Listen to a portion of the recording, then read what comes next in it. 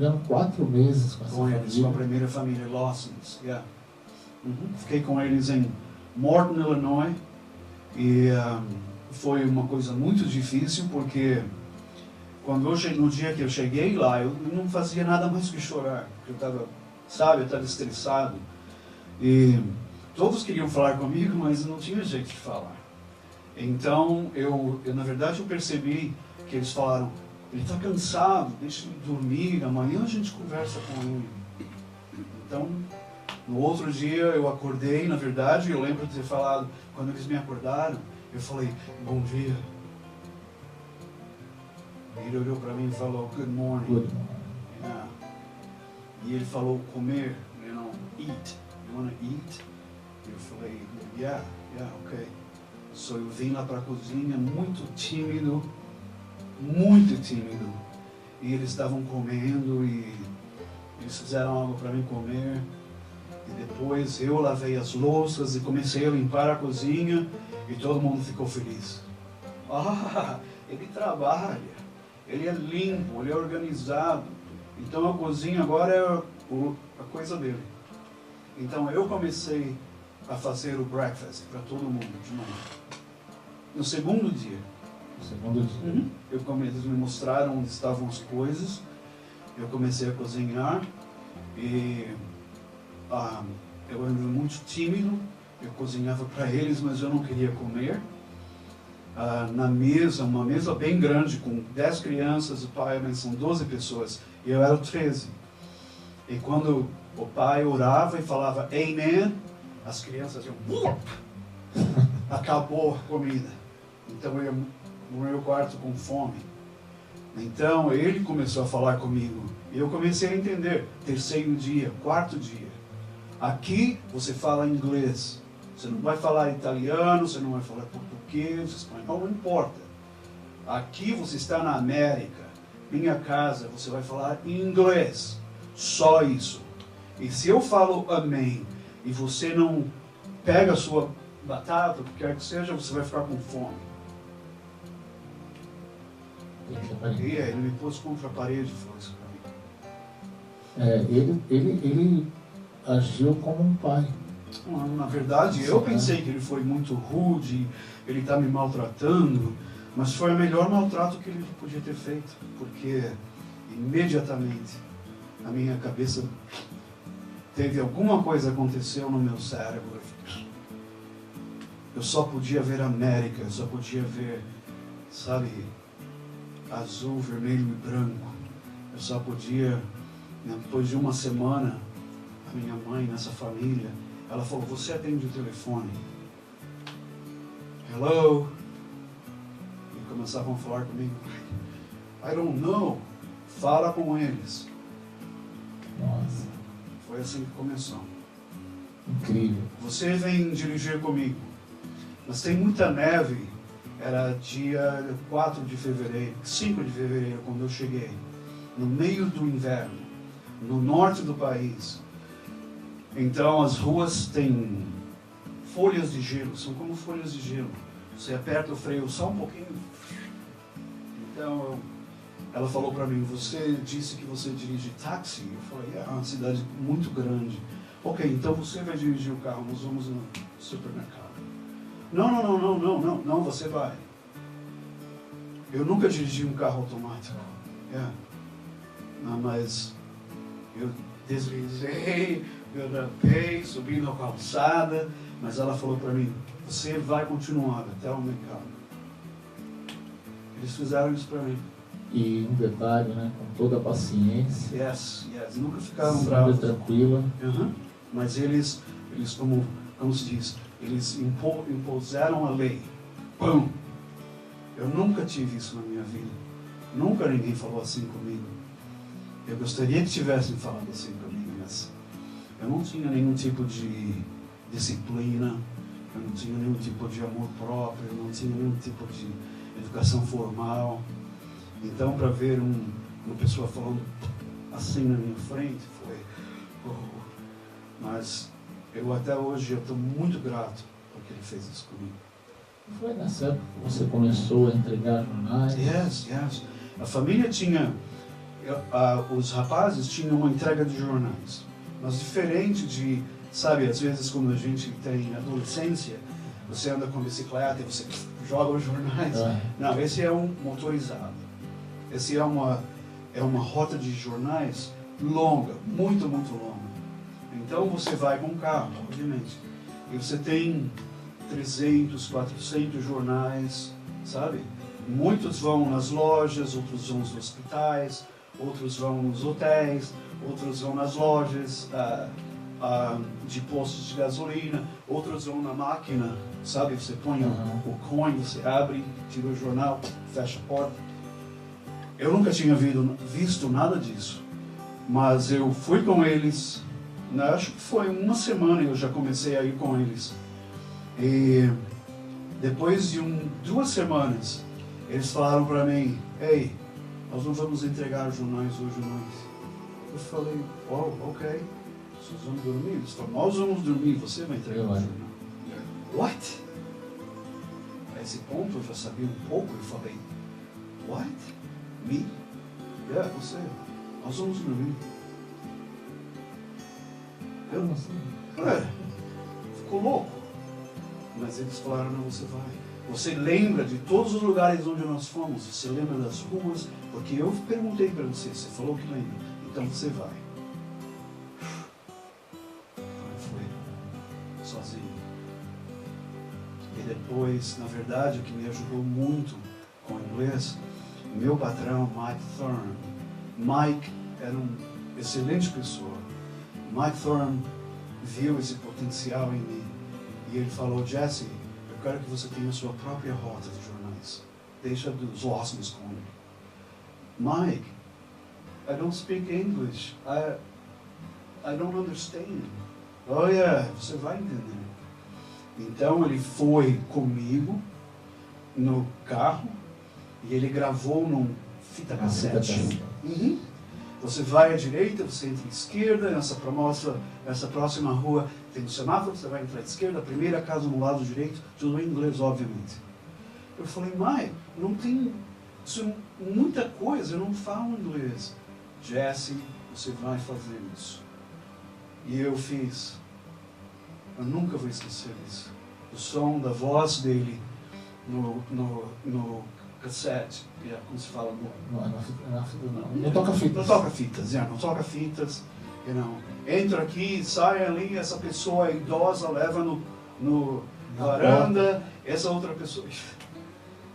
Até chegou a falar assim, ó, nesse momento aqui você deve estar parado, você está cansado. Obviamente você leu o livro, é isso mesmo. Ele falava, ok, então nós vamos no, sabe o que é um donut? Né? Donut, muito famoso na América. Ele falava para mim, no cassete, como fala? Cassete. Toca fitas. Okay. Então ele falava, ok, se você fez tudo certo, nesse momento você está na esquina da Knoxville Avenue e Sterling Avenue. Se você fez tudo certo, e se você para aqui 1 minuto, você vai ver que tem um donut place no outro lado da rua. Descansa, vai lá e come um donut e começa tudo de novo. Foi assim que eu aprendi inglês. Sensacional. Bom, em vários momentos da sua vida, você fala da igreja na sua vida. Eu queria que você desse um pequeno depoimento da importância da igreja na sua trajetória. Look, veja, eu não sou ninguém, eu vim do nada.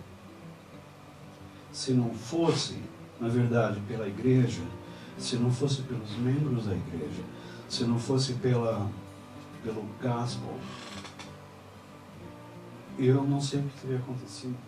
Porque, sabe, como tem jovens hoje em dia que falam, meu pai e minha mãe brigaram. Oh, meu pai. Eu tenho vontade de, sabe, porque eles acham qualquer tipo de problema para pôr as culpas nos pais, para pôr as culpas na sociedade, para pôr as culpas nos outros. Então eles vão usar drogas, eles vão fazer isso. Eu não tive essa oportunidade, graças a Deus. A minha rebeldia foi sair do país. Essa foi como eu resolvi a minha rebeldia. Porque eu estava bravo, eu estava enojado comigo mesmo. Eu não tinha futuro, eu não tinha plano, eu não tinha educação. Mas essas pessoas confiam em mim e falam, vai fazer isso. Eu não entendia isso. Mas se não fosse pelo testemunho que eu tenho, que o Criador é nosso Pai, e que o Filho dele morreu por mim e por você, então tudo ia assim. Mas eu escolhi o bem ao invés do pior. Então, se alguém fala que tem motivo para fazer essas coisas, eles merecem, isso aqui. Porque você pode ter uma vida difícil, mas obviamente o que acontece com o resto da sua vida é sua responsabilidade. Você olha no espelho e você vê quem é responsável pela tua vida. Não são seus pais. Eles fazem o trabalho deles. A igreja faz o trabalho dela. E eu conheço pessoas que, não importa o quanto você ajuda essas pessoas, elas não vão fazer nada.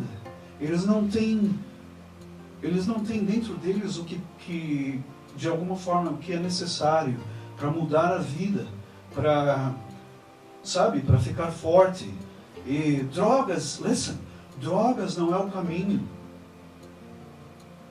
Drogas não é o caminho. Crime não compensa. Crime não é o caminho. Sua raiva dos seus pais, da igreja, do seu país, não tem nada a ver. A sua vida está nas suas mãos.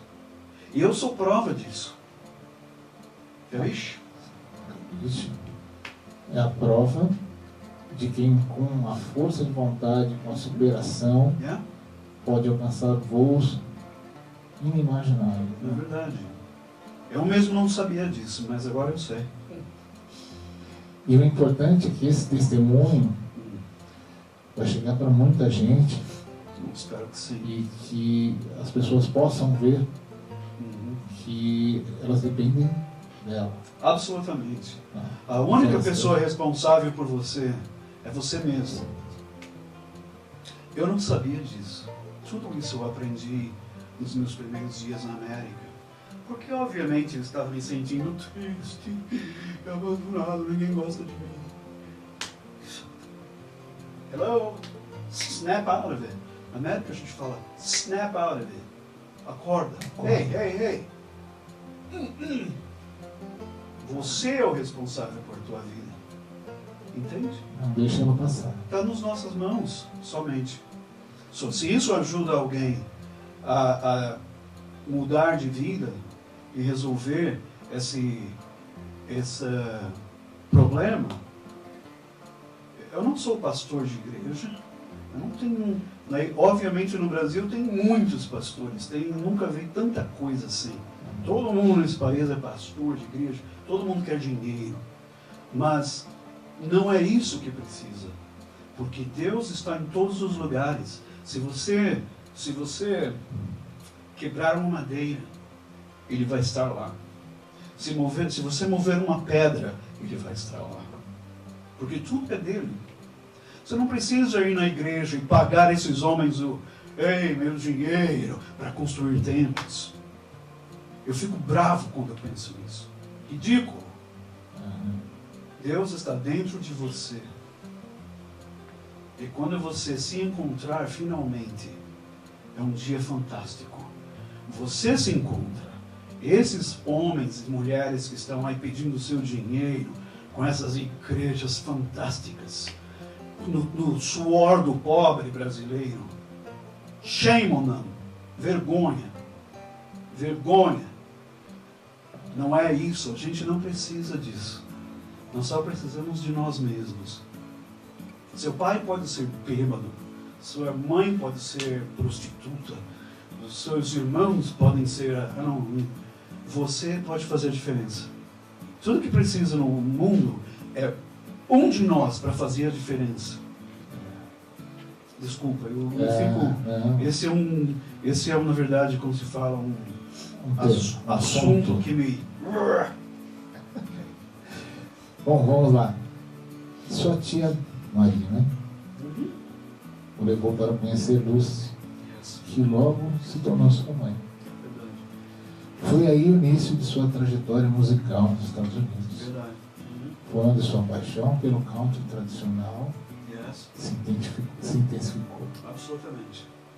Conta um pouco dessa... Eu já estava na América por um ano. Eu já não estava mais morando com a minha primeira família, Lawsons. Eu tinha mudado para Peoria, que é uma cidade maior.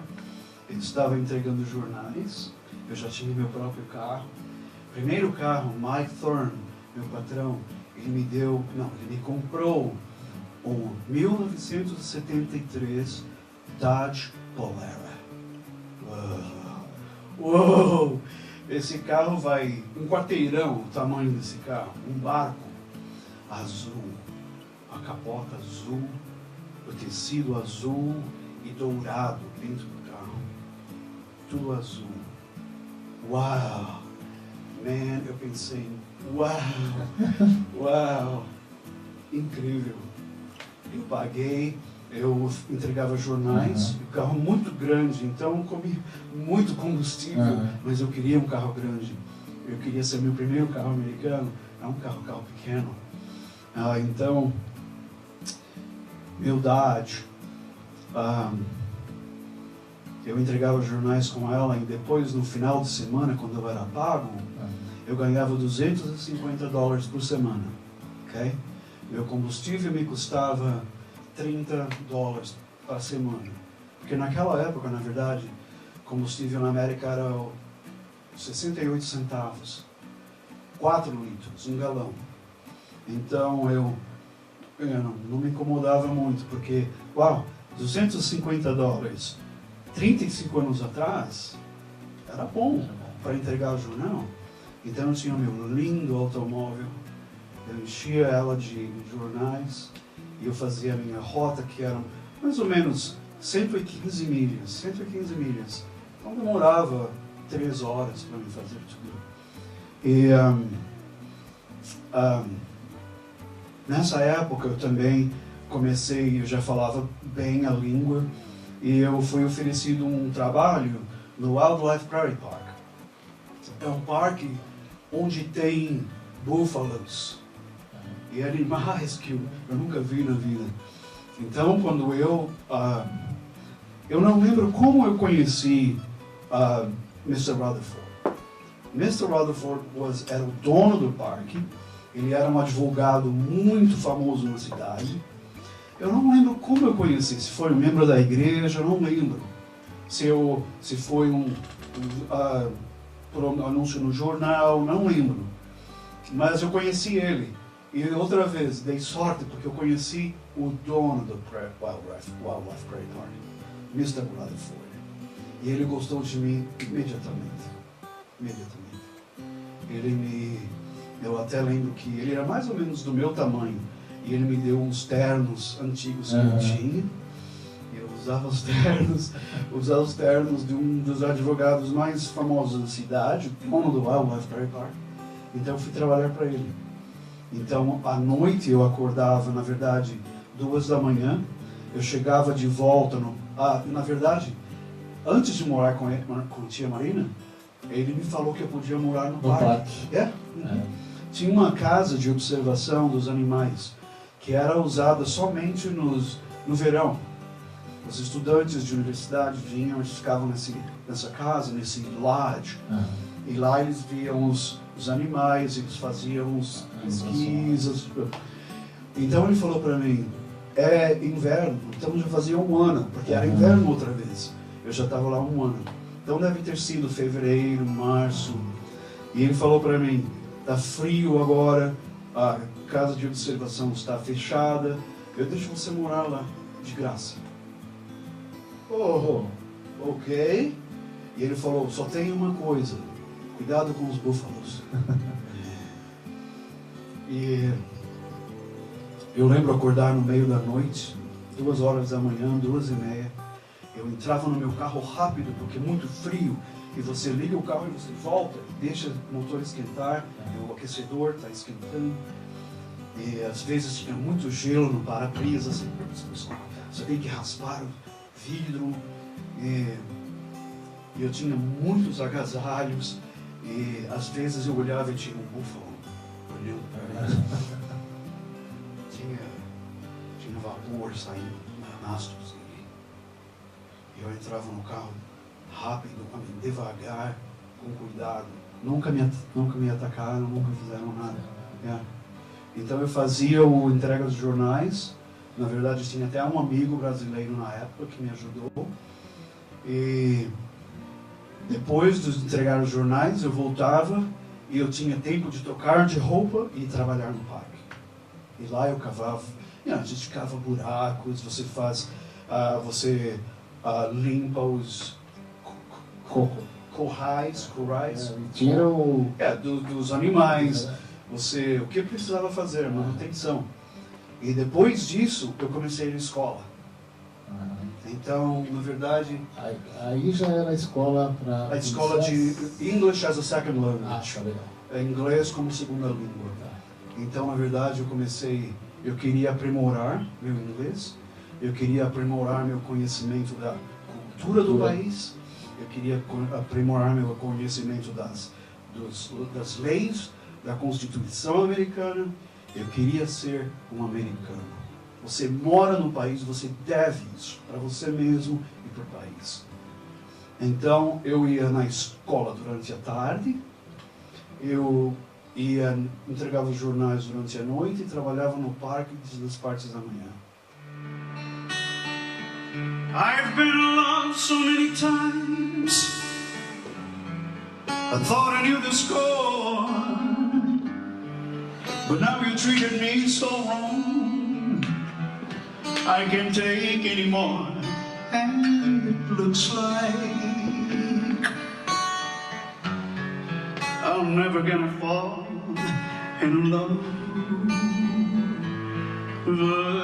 again.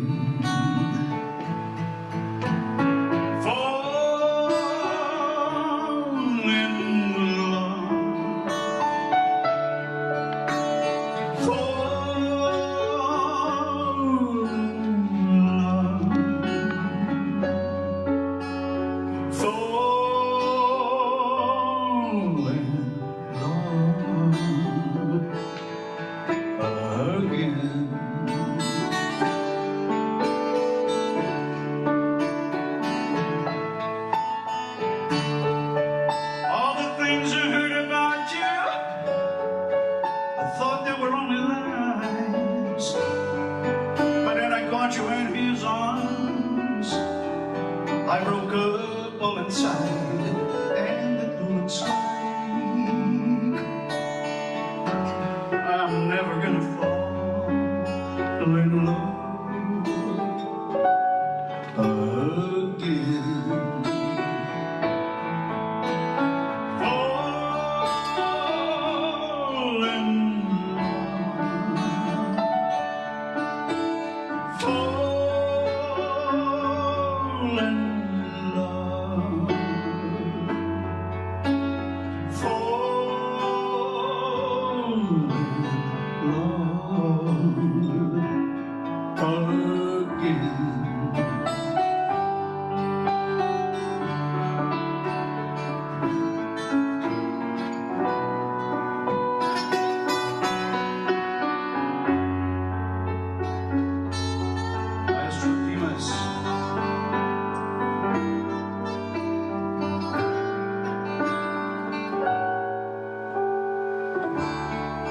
I gave my heart so easily, cast aside my pride.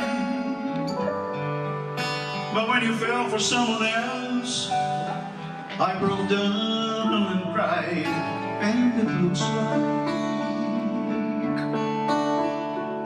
I'm never gonna fall in love again.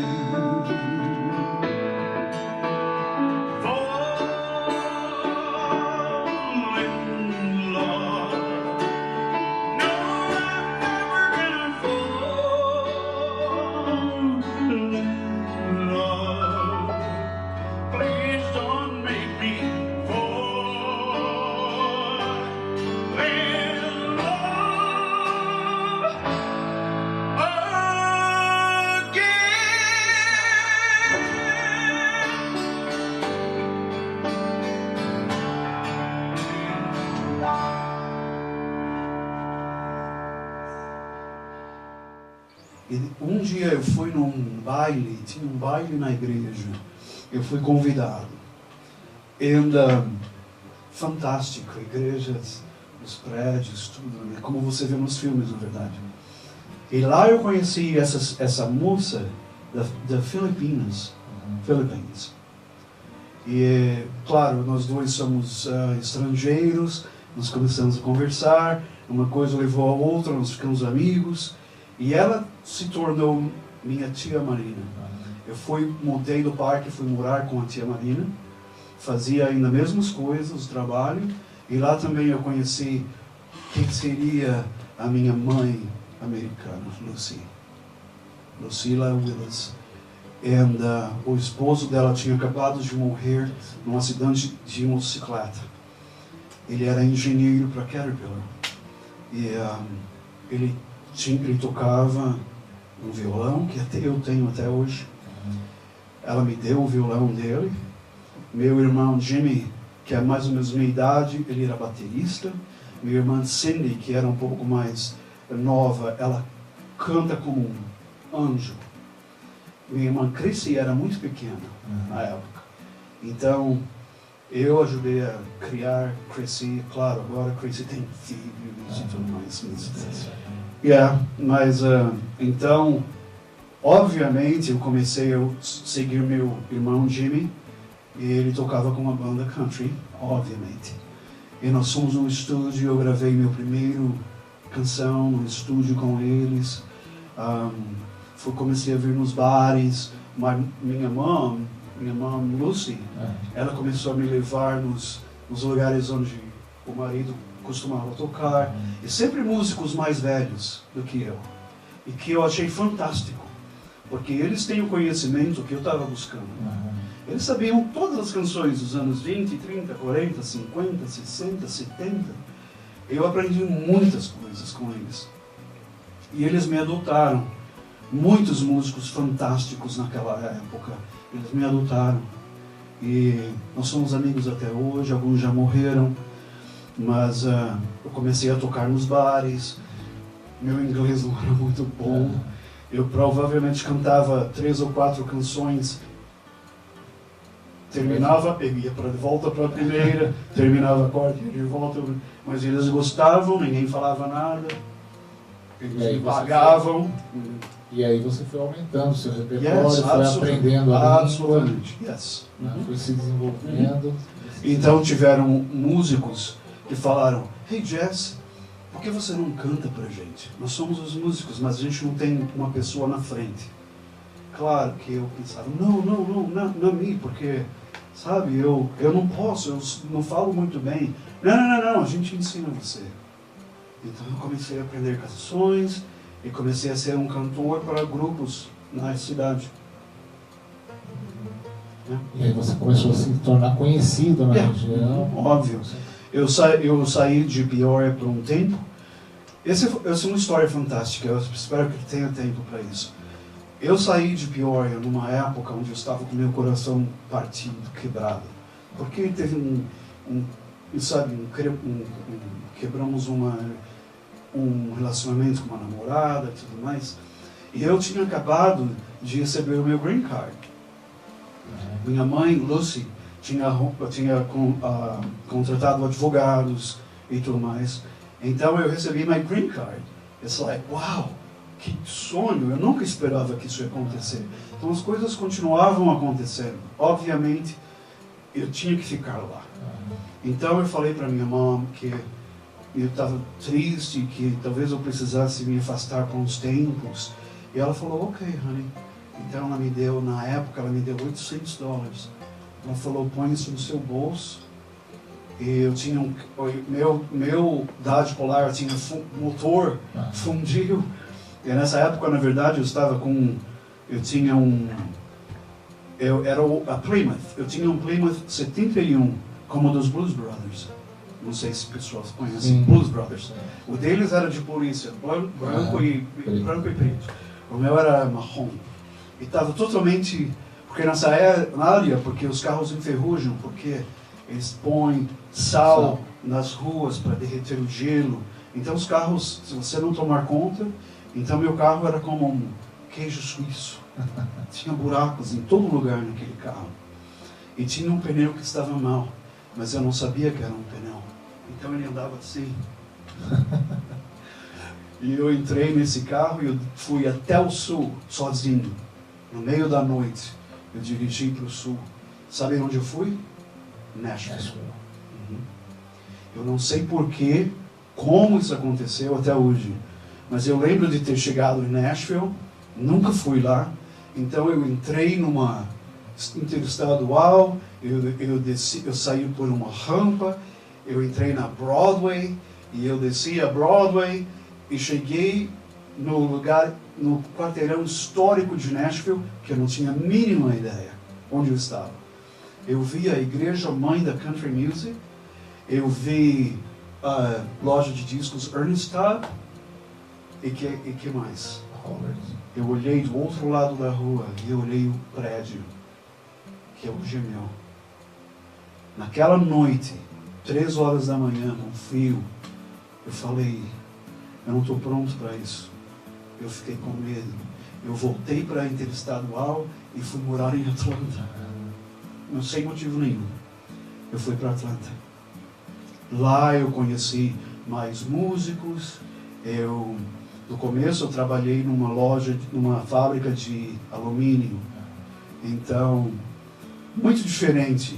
No sul, o inglês é muito diferente. Quando as pessoas passavam por mim e falavam, "Hey, what's up?" É porque você sai de "Good morning, how are you?" E você vai num lugar onde eles falam, "Hey, dude, what's up? What's up?"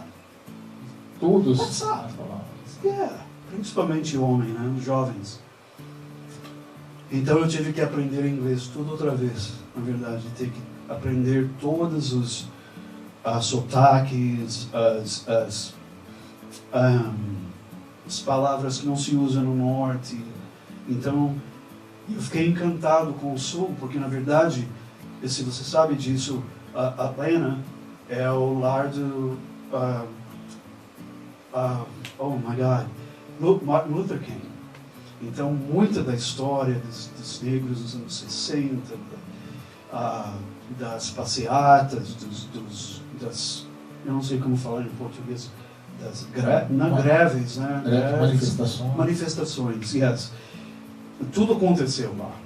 E nessa época, acredite ou não, eu fui trabalhar numa companhia de segurança. Eu era muito inseguro, mas eu fui trabalhar numa companhia de segurança. Talvez porque eu precisava de segurança. Então eu trabalhei numa companhia de segurança como oficial de segurança. Eles me colocaram num teatro.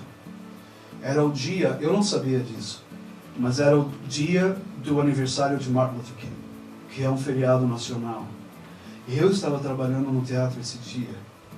Quem eu conheci no palco? Eu conheci a esposa dele. Eu conheci Patti LaBelle. Eu conheci várias pessoas, muitos negros famosos americanos. Eles estavam lá. Eu apertei mão com todos eles. Mas, claro, eu fiquei longe, porque eu não queria incomodar. Mas eles foram ótimos. Coretta King, ela foi fantástica. Nós conversamos por uns 2 minutos. E ela falou, você sabe alguma coisa sobre meu marido? Eu falei, poxa, claro, Martin Luther King, o mundo inteiro sabe sobre ele. E eu disse para ela, quando eu vim para a América, eu não falava inglês. E eu achei que ela ia achar interessante. Eu falei, tinha um oficial negro que falou comigo, e eu disse para ele, eu tenho um sonho.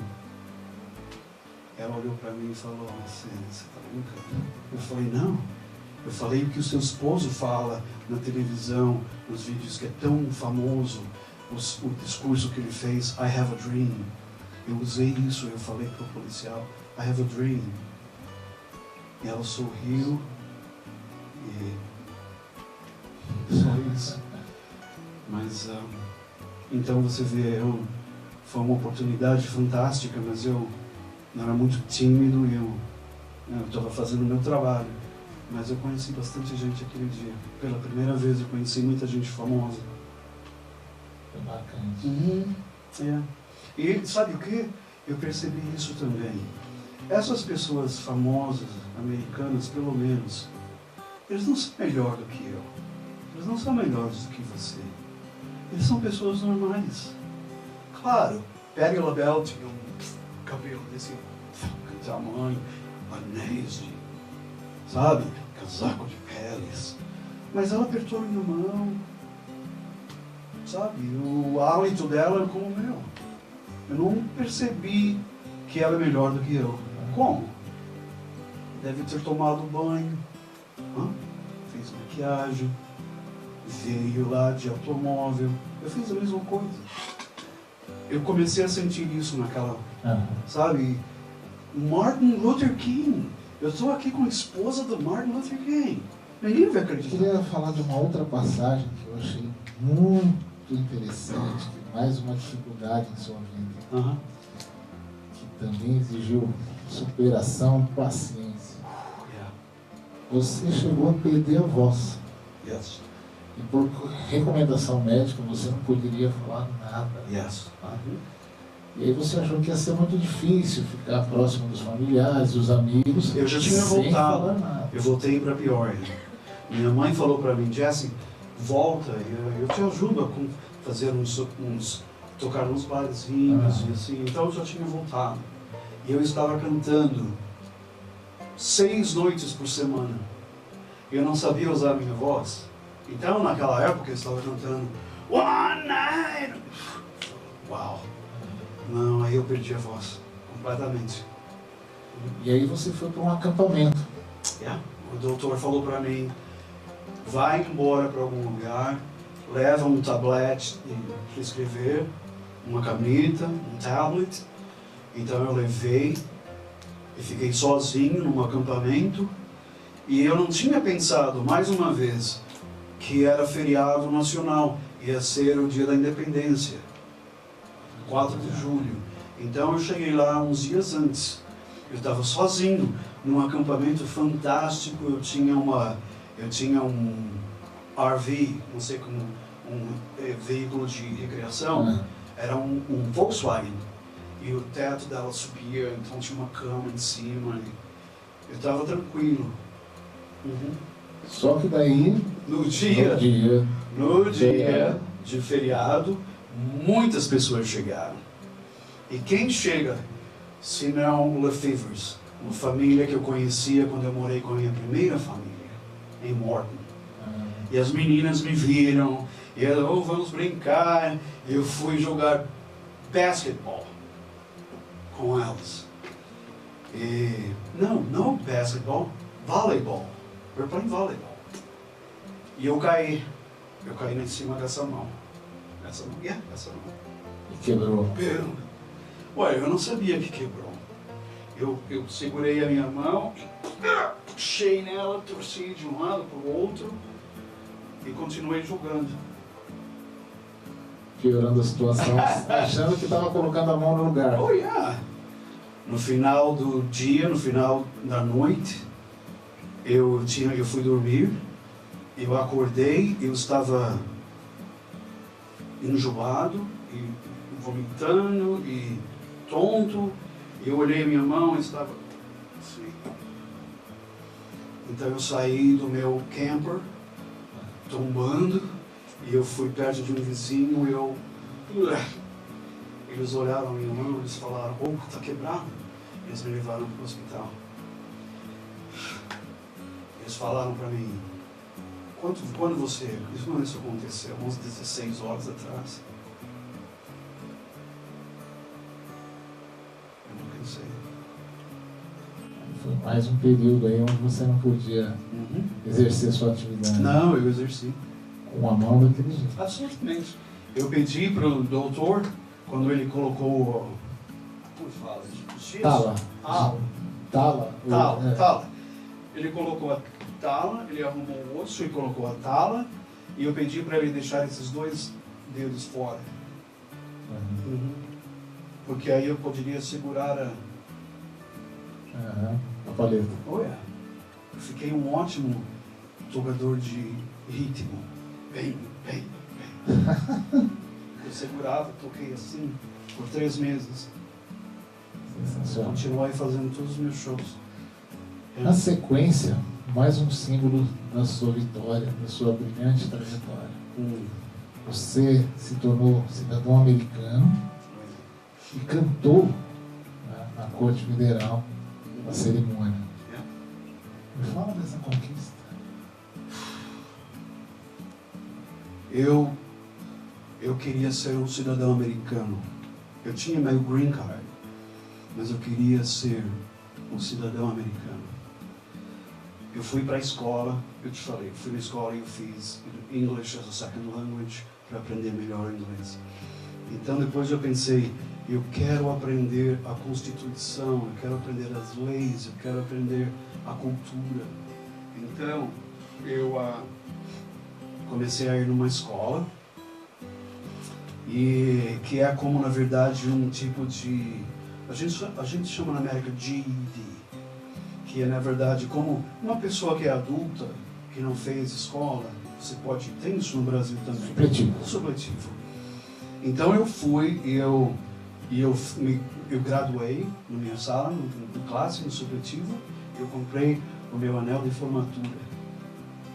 Meu anel americano de formatura. Que era um dos seus sonhos. Absolutamente. Ué. E quando eu graduei com pontos o bastante para ser aceito na universidade pública. Então eu fui para a universidade. Sensacional. E lá, eu não fiz música. Você sabe o que eu fiz? Você foi Law enforcement. Eu queria ser policial. Eu aprendi as leis. Eu queria ser policial de qualquer maneira.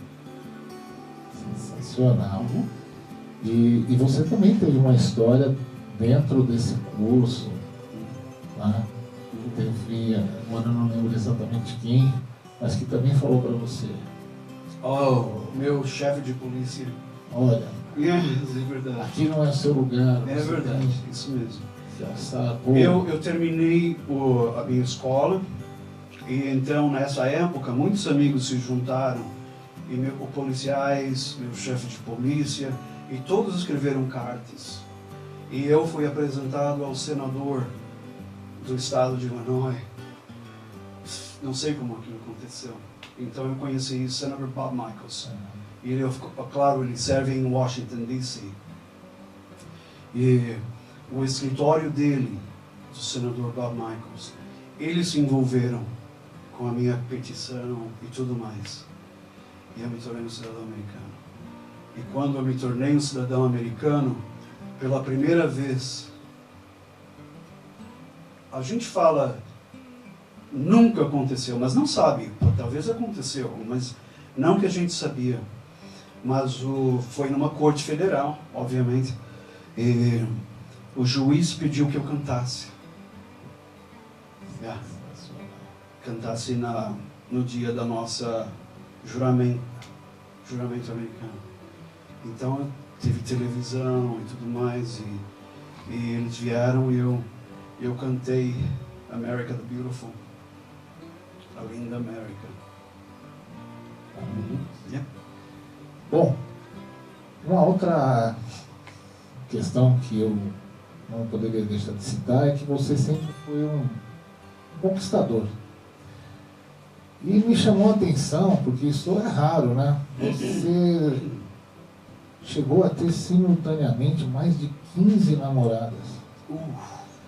Onde você leu isso? Não, isso tá aqui, ó. Ai. E detalhe, elas todas eram novas, né? Entre 80 e 115 anos. Essas namoradas. Tá bom, Eu queria que você falasse da experiência que você teve, né? Tocando em várias casas de repouso. Absolutamente. Né? Isso me chamou muita atenção. Grande experiência, fantástica. Listen, nosso talento não pertence a nós. Sabe, tem uma parábola dos talentos. Você lembra? Que o Senhor, o dono da terra, da fazenda, do que quer que seja, ele vai viajar e ele dá a um servo um talento, que é uma moeda. Ao outro ele dá 2 moedas, ao outro ele dá 3 moedas. E o que recebeu as 3 moedas, ele não quer magoar, ele não quer fazer o patrão, o mestre aborrecido, então ele enterra as 3 moedas. O outro guarda as 2 moedas em algum lugar. E o que recebeu 1 moeda, ele trabalha e dobrou aquela moeda em muitos mais. Quem você acha que recebeu o amor do mestre quando ele voltou? Música vive na gente. Eu tentei já deixar, sabe, música. Na verdade, eu fiquei muito doente por algum tempo. E o que me deixou mais doente ainda é porque eu não podia tocar música. O talento não pertence a gente. Eu tive uma oportunidade uma vez de tocar. Isso foi quando eu voltei. Eu ainda não tinha viajado para a Arábia. Eu estava ainda em Peoria. E me pediram uma vez para tocar numa casa de anciões, pessoas idosas. Então eu fui, eu levei minha guitarra, e quando eu cheguei lá tinha um piano. Eu falei, talvez eu possa tocar um pouco de piano. E eu cantei as canções que eles entendem, as canções que eles amam, porque eu tinha amigos mais velhos que já tinham ensinado para mim essas canções antigas. Então, o que aconteceu isso? Muitos músicos só pensam em si, jirico na cabeça, e eles querem experimentar a canção que eles escreveram nessas pessoas. Eles estão olhando para você. Isso foi uma coisa que me chamou a atenção, porque você falou que você jamais fez um repertório. Você chegava lá e falava assim: absolutamente. Absolutamente. Eu acho muito importante quando você, até no Roberts, quando eu toco com o Brasil, eu estou sempre olhando para a audiência. A gente não tem uma lista. A lista está aqui. Eu começo a tocar e os músicos tocam atrás de mim. Rápido. Bam, bam, bam, bam, bam. 4 horas. Ninguém para. Eu fui tocar numa casa de pessoas idosas e eu fiz isso. Eu toquei as canções antigas que Jimmy Taylor tinha me ensinado. Fantástico. Foi... Bam! Maestro Joe Gorshall costumava chamar de home run. Home run na América quer dizer no jogo de futebol americano, quando o jogador recebe a bola e ele é o home run, é a corrida para casa. Bam! Foi um home run. Ele sempre falava isso. Foi um home run para mim, porque eles gostaram. Foi óbvio que eles entenderam que eu não estava lá para mim mesmo. E uma coisa levou a outra, e eu passei a tocar 32 casas. Durante o mês eu revisava, durante o dia eu tocava. E lá eu tinha muitas namoradas. Tinha uma, Mabel, eu nunca vou esquecer Mabel. Ela tinha 87 anos de idade. Ela fazia o cabelo, enrolava o cabelo. Ela fazia maquiagem. Ela tinha muito vermelho na face, mais como um palhaço. Mas ela fazia isso porque eu estava chegando. Ela tinha uma foto minha no quarto dela, lá em cima da cama. Então tinha muitas namoradas. Elas me beijavam, elas me abraçavam. E eu fiquei muito popular fazendo isso. E mais uma passagem que foi marcante, né? Você tem um piano em sua casa. Exato. Que foi uma herança, né? De um desses lares. Né? Uma senhora que... Tinham 2 pianos num palco.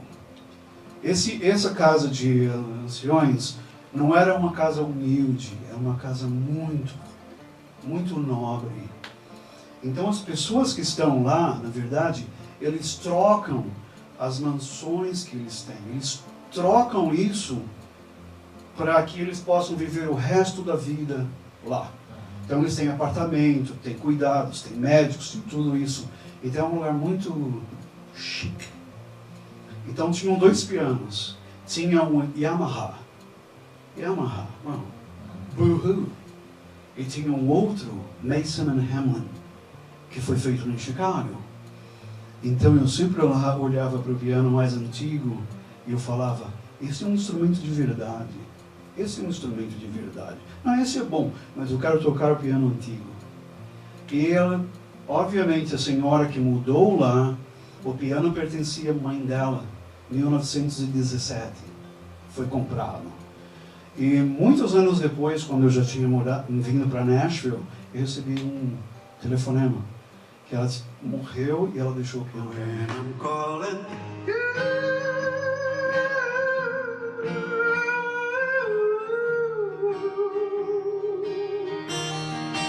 And you answer too.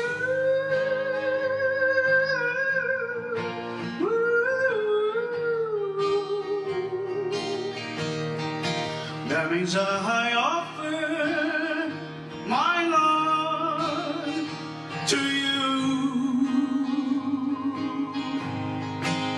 to be your own. If you refuse me, I will be blue and waiting all alone. But if when you're mine, love comes ringing in clear.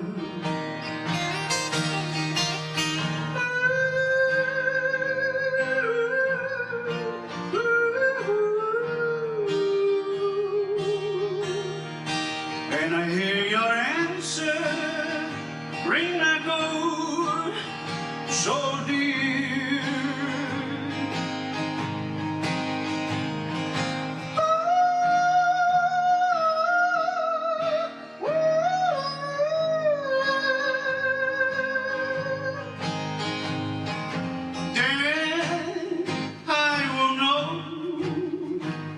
My dream will come true. You belong to me. I belong to you. You belong to me. I belong to you.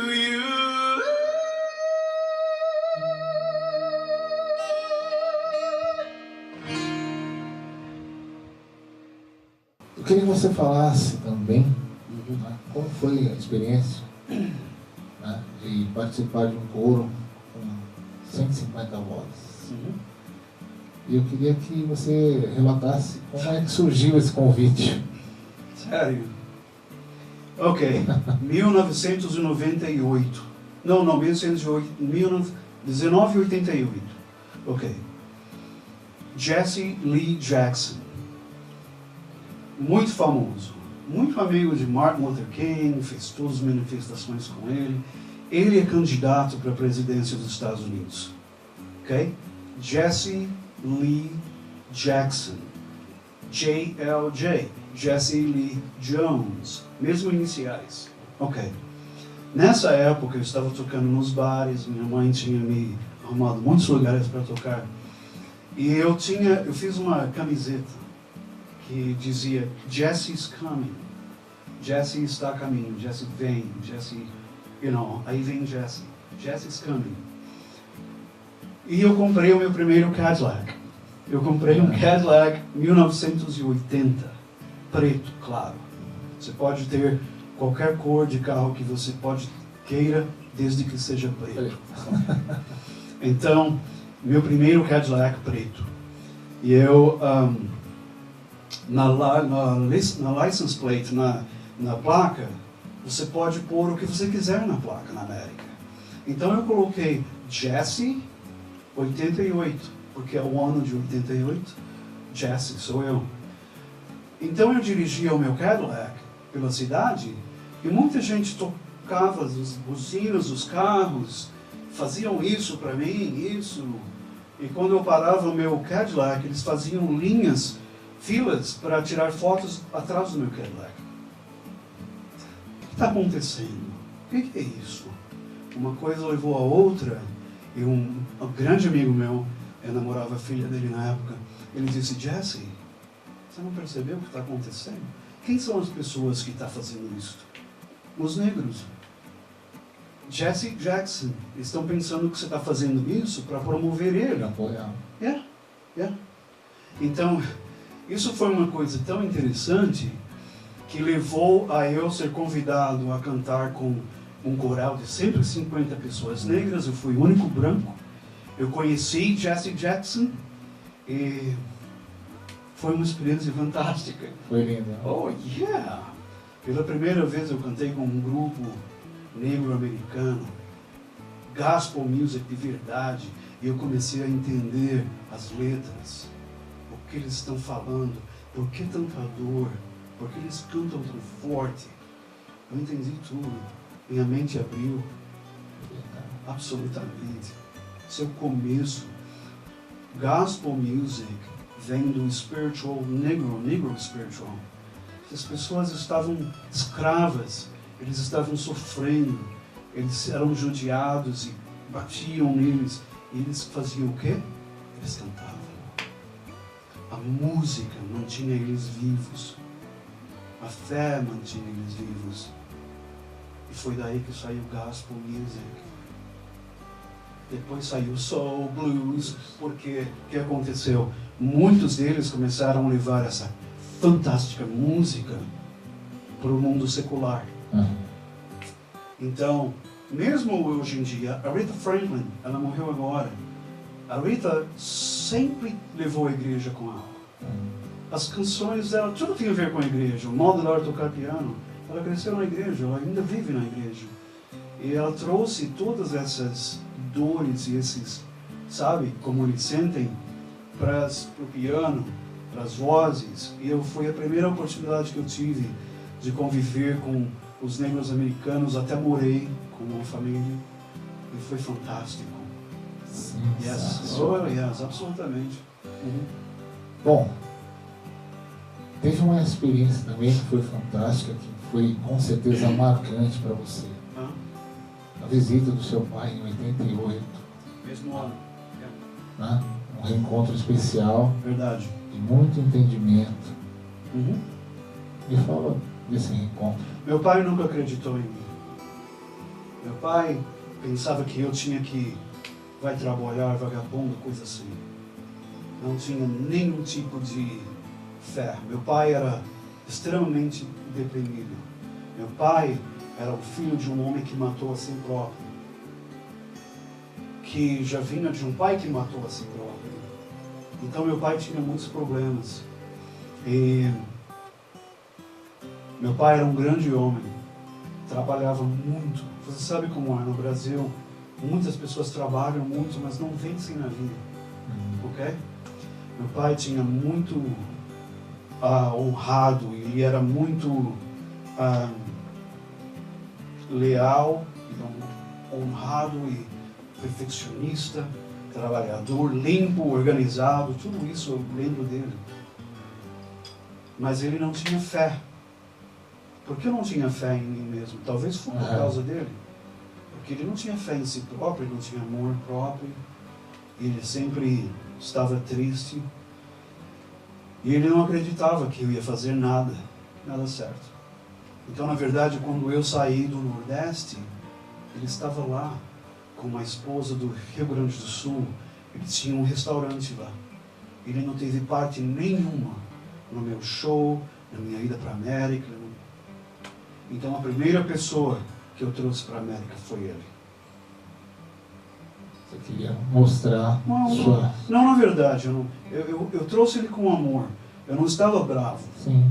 Mas se alguém precisava ver o que eu consegui, ele precisava ver isso. Que você construiu. E sempre foi um sonho dele de ir para a América.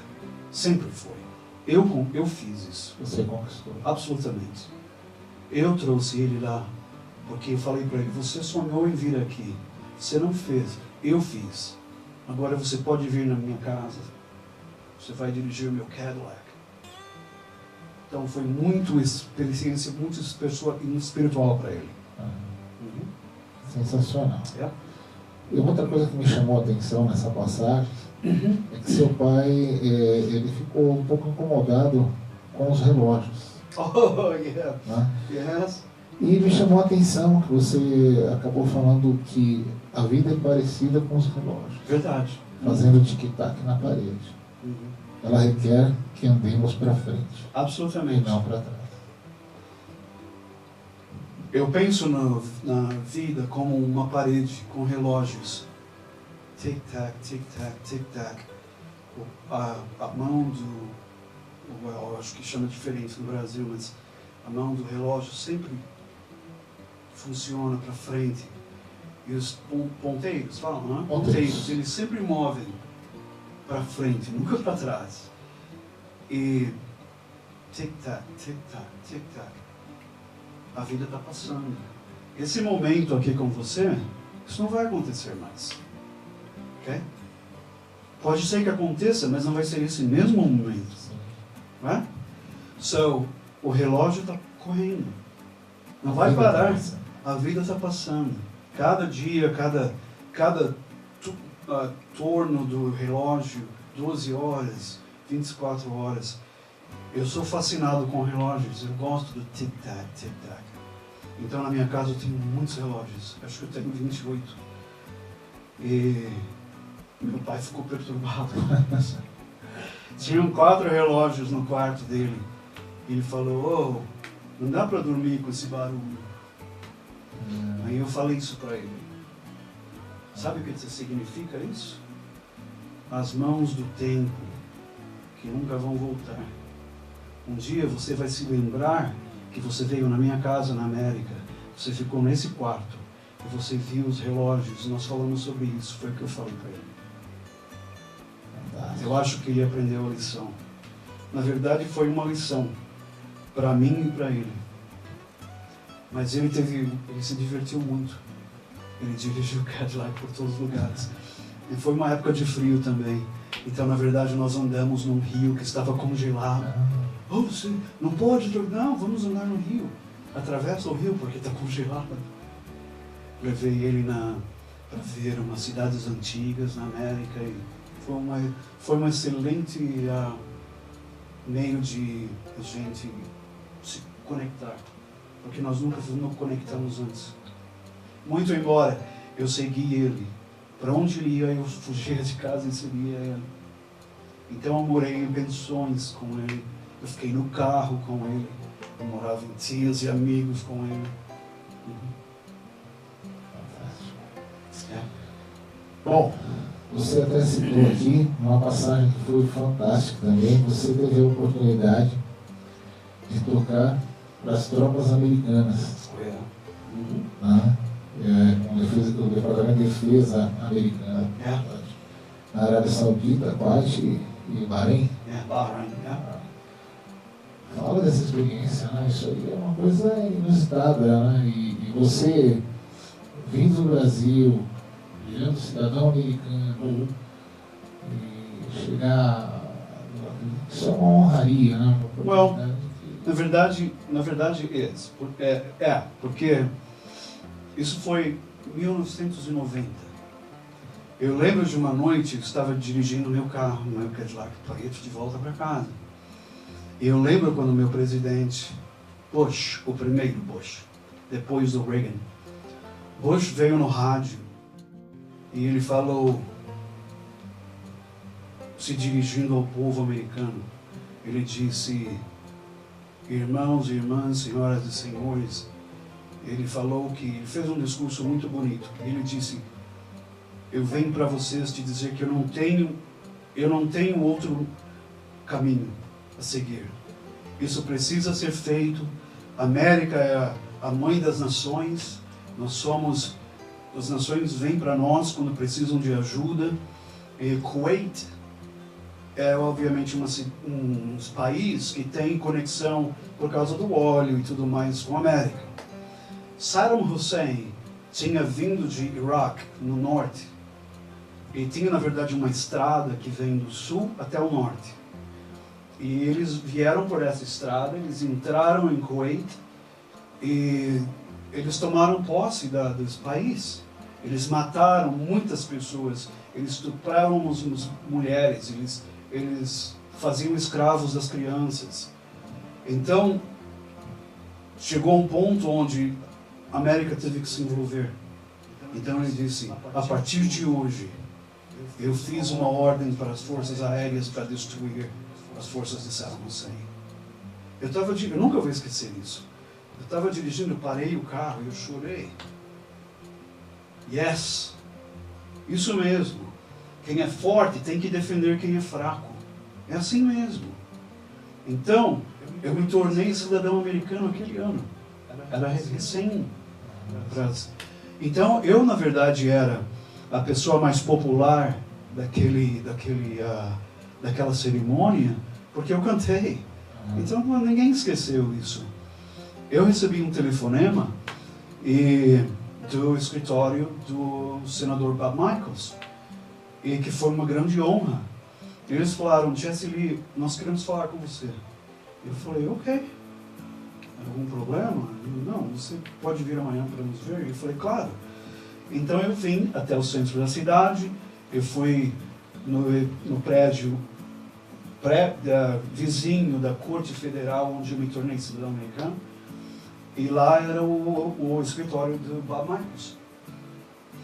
Então eu cheguei lá, foi um momento muito solene, na verdade. Eu sentei, eu pensei, eu espero que eu não tenha problema com a minha cidadania, alguma coisa. Eles falaram, Jesse, você é bem conhecido na cidade, você é um cantor, você é o cidadão mais novo de Central, a gente chama de Central Illinois, do centro de Illinois, que é o oeste de Chicago. E eles falaram, o Departamento de Defesa, DOD, eles estão fazendo grupos, porque isso já era feito no passado. Bob Hope, tinha um entertainer chamado Bob Hope, que era também um artista de cinemas, Hollywood. Bob Hope começou a fazer isso durante a guerra de Vietnã. Ele ia lá e ele fazia um entretenimento para as tropas e tudo mais. Começou lá. Então eu já sabia disso. E eles falaram para mim, como você gostaria de ir, como é a palavra? Como você gostaria de ir para Kuwait, representando Central Illinois? What? Eu? Você. Eu falei, não sei o que dizer. Eles falaram, só fala assim. Eu falei, absolutamente. Então eles me fizeram como fala lieutenant em português, tenente. Eles me fizeram um tenente da Força Aérea, porque se eu fosse aprisionado durante a sua trajetória, eles teriam que me levar para uma cadeia de oficiais. Entende? Entendo.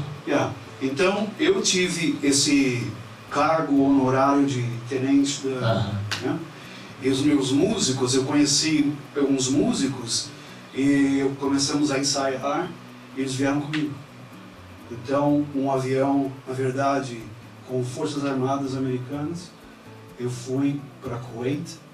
Nós passamos por Azores, no Portugal. Nós fomos até a Alemanha e de lá nós vamos para Kuwait. De Kuwait, eles me levaram de helicóptero para Bahrein, que é o estado, o país perto. Eu fui até o sul de Iraque. Eu fui para a Arábia Saudita. Então eu vi muita destruição. Eu cheguei lá. Não sei se vocês lembram, mas quando Saddam Hussein, quando ele deixou, quando as Forças Unidas, América, Inglaterra, Canadá, quando eles explodiram eles todos e eles correram de volta para Iraque, eles puseram fogo em todas as... Você lembra disso? Foi muito famoso isso. Todos os poços de petróleo, todos estavam queimando. Todos eles. Então os céus estavam totalmente pretos quando eu cheguei lá. a primeira coisa que eu notei quando estávamos aterrissando, eu vi fogos em todos os lugares. Eu pensei, uau, eu nunca vi guerra, nunca fui parte disso, mas eu vi lá. Yeah. Então lá na verdade, eu achei que seria bom, porque eu estou num país que não é meu, eu não conheço a cultura, então eu pensei, é bom aprender algumas palavras, e eu aprendi a falar. Como vai? Meu nome é Jesse, eu sou americano, sabe? Então eu falava essas coisas em árabe. Eu até comprei uma roupa árabe. Mas tem um detalhe interessante aí, né? Você viu roupa e bota. Exato. Então eles eles faziam risadas de mim, porque eles falavam, você tem que ser americano, olhos azuis, e você está usando roupa, um traje árabe, mas está com botas. Então, mas foi ótimo, mas eu presenciei muitas mortes, e eu toquei música, na verdade, na frente das paredes onde pessoas tinham morrido 2 dias atrás. Sangue na parede estava molhado. Todos os prédios tinham muitos buracos. E as paredes onde eles matavam as pessoas, ainda você sentia o cheiro de carne, de sangue. Eles também, eu cheguei lá para ver, para presenciar exército, os soldados de Saddam Hussein, quando eles atacaram Kuwait. Eles roubaram todos os carros, eles tiraram microwaves, eles tiravam televisão, jogavam dentro dos carros e corriam com os carros para ir ao norte. Então o que aconteceu? Formou um tráfego, um congestionamento muito forte. O que aconteceu? Os aviões explodiram, todos eles num lugar. Quilômetros e milhas de automóveis virados de ponta cabeça, queimando. Eu vi tudo isso. Before you go, walk out on me. Take a look around and tell me what you see. Here I stand like an open book. Is there something here you might have overlooked? It would be a shame if you should leave and find the freedom ain't what you thought it would be. The years we had were not all bad. In fact, I think the good outweigh the bad. But now you see that you've grown tired. Want to be by yourself a while. But it would be a shame if you should go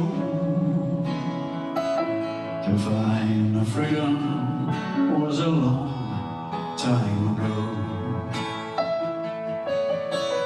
Know that you can stand chains to bind you. Dangers keep on driving us apart. You can go where I could never find you.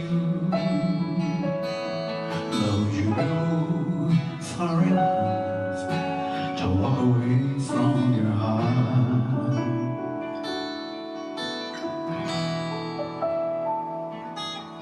So one more time, for old time's sake, come and lay your hand upon my chest. Please don't throw this moment away. We can forget the bad and take the best.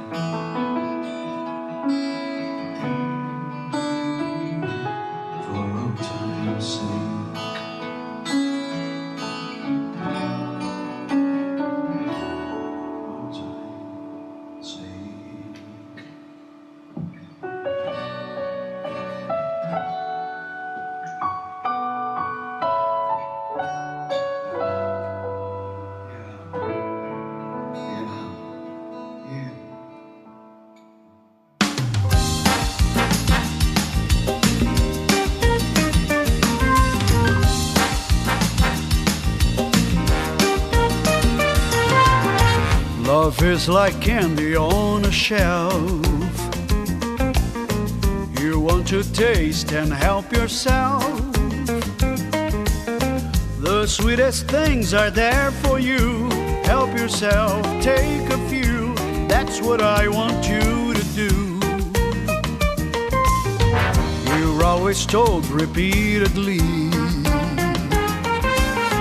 the very best in life is free. And if you want to prove it's true, baby, I'm telling you, this is what you should do. Just help yourself to my lips, to my arms. Just say the word and they are yours. Just help yourself to the love in my heart. Your smile has opened up the door. The greatest wealth that exists in the world could never buy what I can give. Just help yourself to my lips, to my arms, and then let's